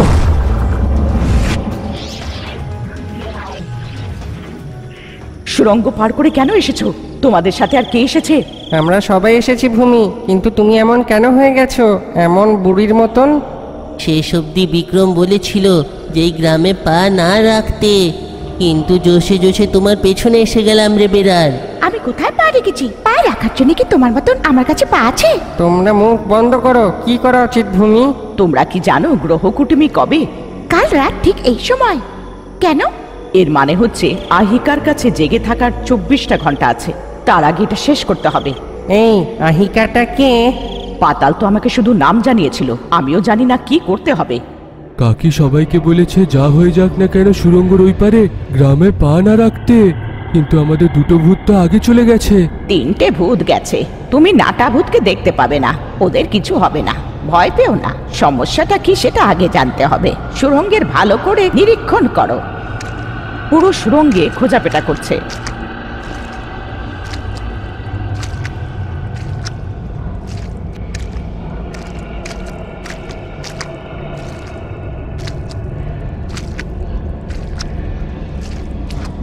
একটা কোনায় অন্ধকারে কেউ আছে। যখন বিক্রম মহেশকে দেখলো ও খুব খুশি হয়ে গেল। খুশির চোটে বন্ধুর মাথায় হাত বোলাতে বোলাতে মেয়েটার চেহারা যখন দেখলো সে দীপিকা নয়। কাকি, এটা দীপিকা নয়। আরে তুমি কে? আমার বন্ধুকে ছাড়ো। ভয় পেও না বিক্রম, মহেশকে কিছু হয়নি, ও ভয়ের চোটে জ্ঞান হারিয়ে ফেলেছিল। আমি তোমাদের চিচলি দীপিকাকে বাঁচাতে পারলাম না, পিশাচরা ওকে মেরে খেয়ে ফেলেছে। সময় থাকতে থাকতে মহেশকে বাঁচিয়ে নিয়েছি। কিন্তু চিচলি তো চড়াই, কিন্তু তুমি তো... তুমি কে? এগুলো কি? এই ভূতের সুড়ঙ্গ কি? আমার নাম বামিকা, আমার বড় বোন ছোট বয়স থেকেই বাবার থেকে মন্ত্রতন্ত্র শিখেছিল। আমিও কিছু বিদ্যা শিখেছি। আমার বড় বোন আমার বাবার প্রিয় শিষ্যর সাথে প্রেম করত। একসাথে ওরা জাদুটোনা করত। আমার বাবার অজান্তে ওরা ব্রকুন্তিককে রক্ত বলি দিত। একদিন আমি জম্বুকা নদী পার করে মস্তিষ্কটা পাহাড়ের উপরে থাকা নাগমণি নিয়ে আসব, আর সেইটা বক্রুন্টিককে দান করব, যার সঙ্গে আমার দীক্ষাটা শেষ হবে। এমন বলে ওরা চলে গেল। সুযোগ পেয়ে অবিকা, আমি একটা রহস্য জানি। তোমার বাবার গুপ্ত ঘরে একটা বাক্সতে তাল পাতাতে অমর সঞ্জীব তন্ত্র আছে। সেই তন্ত্র করলে আমরা অমর হয়ে যাব। আমরা সব সময়ের জন্য না মরে যুবক অবস্থায় প্রেম করতে পারবো। অমৃতবার আবার কি মানে দিদি? কোনোদিন না মরার বরদান। আমরা কোনোদিনও বুড়ো হব না। বাবা, ভালো তো, আমি ওই তন্ত্রটা করব। ওদের কথা বিশ্বাস করে আমরা বাবার বাক্স থেকে ওই তালপত্র করে চুরি করে পালিয়ে গেলাম।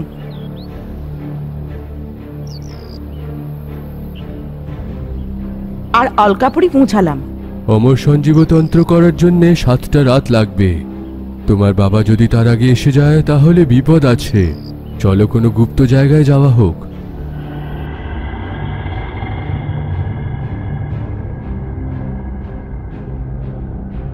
অলকাপুরি সুড়ঙ্গর রাস্তার তলায় জাদু শক্তি দিয়ে ভূতদের ষষ্ঠী করে ওদের সাথে একটা লুকিয়ে গুহা খুঁড়ে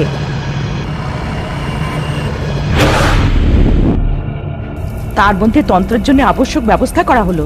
ওরা যে ব্রকুন্তিক শক্তিটা পেয়েছিল, विलय विकृंतिकम विनाश विकृंतिकम रक्त बीज ज्वाला विकृंतिकम कारक राक्षस विकृंतिकम विकृंतिकम, যে কেউ আমাদের এই দীক্ষাতে বাধা দেবে 3টে দিক থেকে নিজের ভূত শক্তি কারাবু শরাবু পিরাবু 3টে দিকে পাঠিয়ে দাও।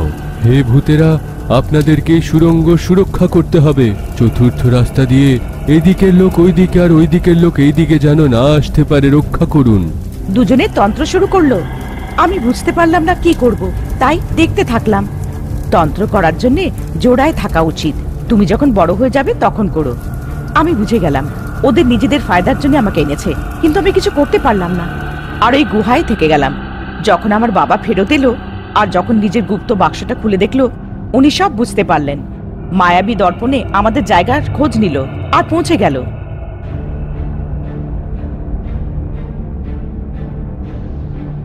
কিন্তু ততক্ষণে তন্ত্রটা 3য় চরণে পৌঁছে গেছিল। আমার বাবার উপরে 3টে শক্তি আক্রমণ করলো, কিন্তু সর্বমণির জন্যে ওদেরকে ওই মণির মধ্যে বন্দী বানিয়ে বিগোরকা আর আমার বোনকে তন্ত্রটা পুরো হওয়ার আগে কেটে মেরে ফেললো। বিগোরকার আত্মা আর আবিকার আত্মাকেও বন্দী বানিয়ে নিল। ওই সুড়ঙ্গে ওদের মৃতদেহ ছিল। যখন আমি বাবাকে বললাম আমার কোনো ভুল নেই, আমার বাবা আমার কথা শুনল না। বিকৃন্তক বিল্লে সিদ্ধি অর্জন করার পরে হৃদয়টা পাথরের হয়ে যায়। ওরা খারাপ কাজ করে, ওদের জন্য পৃথিবীর খারাপ হয়। তাই আমি একে লুকিয়ে দিয়েছি যাতে কেউ খুঁজে বের করতে না পারে। যদি ওরা বেঁচে আছে, ওরা পৃথিবীর জন্য বিপদ। তাই ওদেরকে মেরে ফেলেছি। আর তুমি আমার সঙ্গে প্রতারণা করেছো। তুমি চড়াই হয়ে এদের দ্বারা তৈরি করা বিকৃন্তিক ঘেরার মধ্যেই থাকবে। যখন তুমি আবার এই ঘেরার থেকে বের হবে, তুমি নিজের আসল রূপ ফিরে পাবে। যাও। যে বিকৃন্তিক বলয় রচনা করেছে সেই এটাকে ভাঙতে পারবে। তার মধ্যে পা রাখতে আমার বাবাও ওই ঘেরায় বন্দী হয়ে গিয়েছিল, ওই পাহাড়ে গিয়ে যেখানে মানুষেরা যেতেই পারবে না। ওই 3টে সর্পমণিকে লুকিয়ে রেখে যখন পাহাড় থেকে নিচে নামছিল, পা পিছলে পড়ে গেল আর পাথরের মাথা ঠোকায় ওখানেই আমার বাবা মরে গেল। অনেক বছর পরে একদিন সপ্তগ্রহ কর্মীর জন্য 2টো সর্পমণির ওপর যে কিরণগুলো শুক্র গ্রহের উপরে পড়ছিল, ওগুলোর জন্য সর্পমণি ভেঙে গেল। কারাবু পিরাবু আর সারাবু বাড়ি বেরিয়ে এলো। তার মধ্যে আমার বোনের আত্মাও বাড়ি বেরিয়ে এলো। ওরা গুহার মধ্যে গিয়ে নিজেদের পচা লাশ দেখে দুঃখী হলো। কোনোভাবে ওকে আবার থেকে মানুষ বানানোর জন্য ওখানেই তালপত্রটা যে পড়েছিল যদি তন্ত্র কোনোভাবে মাঝখানে থেমে যায় তাহলে ওরা মরে যাবে। এইভাবে মরা লোকেদের আবার জীবিত করা যাবে। এটার জন্য 29টা অবিবাহিত মেয়ে দরকার। 21 বছর বৃকুন্তিক জাপ করার পরে 29টা বলি একসাথে দিতে হবে। তখনই পচা লাশগুলো জীবিত হয়ে উঠবে। এটা মহিলা শরীরের উপরে লাগু হচ্ছে। যদি পুরুষ শরীরের জন্য চাই, বৃকুন্তিকের 3টে শক্তি গ্রামের বাইরে তাদেরকে দিয়ে যদি রক্ত, মাংস আর আত্মার সৃষ্টি করার পরে, তাহলে মৃত ছেলের শরীর জীবিত হয়ে যাবে। আমার বোন ওর হারিয়ে যাওয়া বয়স পাওয়ার জন্য কাপুর হীরা বৃকুন্তিক জাপ করে কাপুর হীরা পেয়ে গেছিল। কিন্তু আমার বোন পাহাড়ের 3য় মণি অবধি পৌঁছতে পারেনি। ওখানে পৌঁছানোর জন্য 21টা বছর বৃকুন্তিক দীক্ষা করার পরেই ও নিজের স্বরূপ ফিরে পাবে। ওর তান্ত্রিক শক্তি দিয়ে 3য় মণিটা ভেঙে তার মধ্যে যে বিগড়িকার আত্মাটা আছে তাকে বাইরে বার করে ওর শরীরে প্রবেশ করাতে হবে। তাই এইসব। এর মানে হচ্ছে ও যদি উঠে যায়, এই গ্রামের বলি নেবে, সব সময়ের জন্য জীবিত থাকার জন্য 1000 লোকের বলি দেবে। এর মানে ওরা মানুষ নয়, মানুষের রূপে ওরা পিশাচ। কিন্তু এই সুড়ঙ্গতে এসে থাকা মেয়েগুলোর কি হলো? কাঠের আকৃতিতে বদলে গেছে। ওরা গুপ্ত গুফায় শূদ্র পূজায় আছে। কাল গ্রহণ সময় অবধি দিদির শূদ্র পূজা শেষ হবে। তার আগে যদি ওকে থামানো না যায়, অনেক বড় অনর্থ হবে। যতক্ষণ এই মন্ত্র জানা কাকি জীবিত আছে, তোমার দিদির খারাপ ইচ্ছা পূর্ণ হবে না। বেতালের দিব্যি। মন্ত্র জানা কাকি জানাবগিন আর লোকি গুহায় গিয়ে শূদ্র পূজা থামাতে চেষ্টা করে। লোকি, সব কাঠের মেয়েদের মূর্তিগুলোকে নিয়ে অলকাপুরীতে পা রাখো।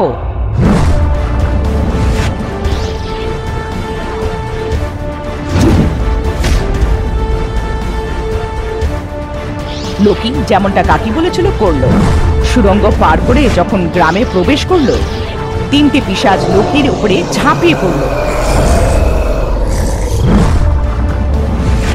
কিন্তু লোকি হাওয়ায় উড়ে গেল। নাটা ভূত, আমি এর থেকে বেশি উপরে উঠতে পারছি না। আমাকে আরো উপরে পৌঁছাতেই হবে, আর সেই মণি আনতে হবে। হাওয়ায় লোকি, নাটা ভূত আর বেড়াল ভূত আগে পেছনে করে উড়ছিল।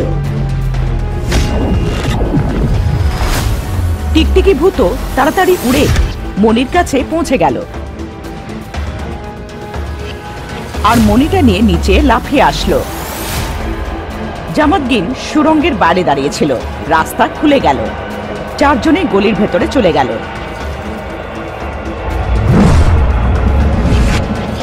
আহিকা যে তন্ত্র ক্রিয়া করছিল, মন্ত্র পড়ে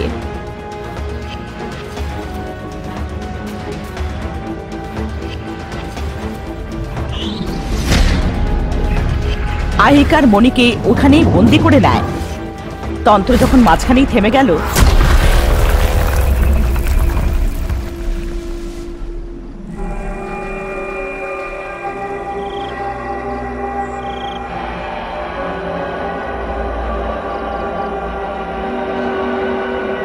বৃকুন্তিকা ঘেরাটা উধাও হয়ে যায়। মন্ত্রজানা কাকি জানাবগিন আর লোকি বেতাল মুকুটটা নিজের হাতে ধরে ওই 3টে শক্তিকে বাঁধছে। এরই মধ্যে ভূমি দৌড়ে দৌড়ে এলো আর গ্রামের মাঝের পাথরের উপরে নিজের পাতাল মুকুটটা উঠিয়ে নিল। ও নিজের শক্তি দিয়ে 3টে ভূতকে বন্দী বানিয়ে নেয়। ওরাও ওকে 3টে মণিতে বেঁধে দিল।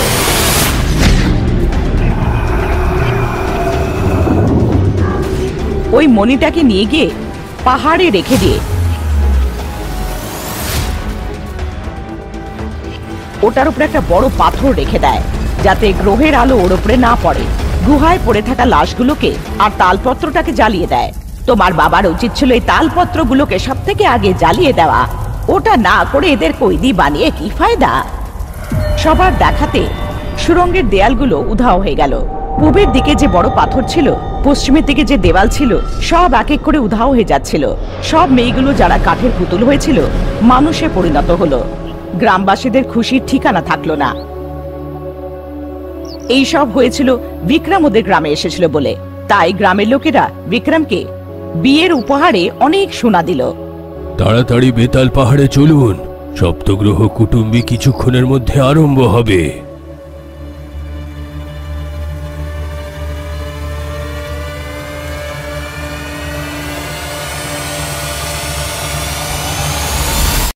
সবাই বেতাল গুহায় পৌঁছালো। আমার স্ত্রীর আগের রূপটা কি সে ফিরে পাবে নাকি মা? আমার দিদি ব্রাকুন্টিককে নিজের পূর্ণ স্বরূপের জন্যই প্রসন্ন করেছিল। কাপুর হীরা পেয়েছিল, এটা ওইখানেই আছে। ওই কপুর হীরাটা পেলে আমি কি আগের মতন দেখতে হব? নিশ্চয়ই হবে। গ্রহণের পরে আমি গিয়ে তাকে নিয়ে আসব। আমিও যাব। না না, একবার গিয়ে 21 বছর পরে ফিরে এসেছো, আমি একলাই যাব, তুমি এইখানে থাকো। হ্যাঁ, আমিও বিক্রমকে না বলে ওই সুড়ঙ্গে গিয়ে অনেক বড় ভুল করেছি। তোমার এইভাবে যাওয়ার কারণে তুমি এত লোকেদের প্রাণ বাঁচালে, আমার স্ত্রী আমি ফিরে পেলাম। হ্যাঁ তো চিচলি, তুমি যখন চড়াই হয়েছিলে তুমি পাটা কি উপরে করে শুতে কেন? ওটা যদি কোনোদিন আকাশ আমাদের গ্রামের উপরে পড়ে যায় তাহলে। পাতলা পাতলা পা দিয়ে তুমি আকাশকে আটকাবে? তোমার এই বুদ্ধির জন্যে তালের গাছও ঝুঁকে তোমাকে প্রণাম করবে। সেই সুড়ঙ্গের মায়াবী দেওয়ালে হীরের মতন চকচক করতে থাকা সেইগুলো কি? ওগুলো হীরা নয়, সুড়ঙ্গে ভূতেদের চোখ। ওরা গ্রামের রক্ষা করার জন্য ডাকিয়ে থাকতো। গ্রহণ শেষ হওয়া পরে অমিতা, বিক্রম আর মহেশ নিজেদের গ্রামে চলে গেল। অমিতা জীবিতভাবে ফিরে এসেছিল, তাই ওর মা বাবা খুব খুশি হলো। আলকাপুরি রক্ষা করার জন্য ওই গ্রামবাসীরা যা বহুমূল্য সোনা দিয়েছিল, কিছু ভাগ শ্বশুরকে যৌতুক হিসেবে দিয়ে অনিতার সঙ্গে বিয়ে করে বিক্রম। কিছু সোনা মহেশকে দিয়ে দিল। চিচলি অনাথ না, আমি আছি ওর জন্যে, এই বলে মহেশ ওর সাথে বিয়ে করে। বউ ভূমিকার হারানো 21 বছর বয়স আবার ফেরত আনার জন্য লোকি ভূতেদের সুড়ঙ্গের জন্য বেরিয়ে পড়ল। লাশ গারিসা ইয়া জিজি বাসি গারিসা হাবুন, বাসি গারিসা হাবুন।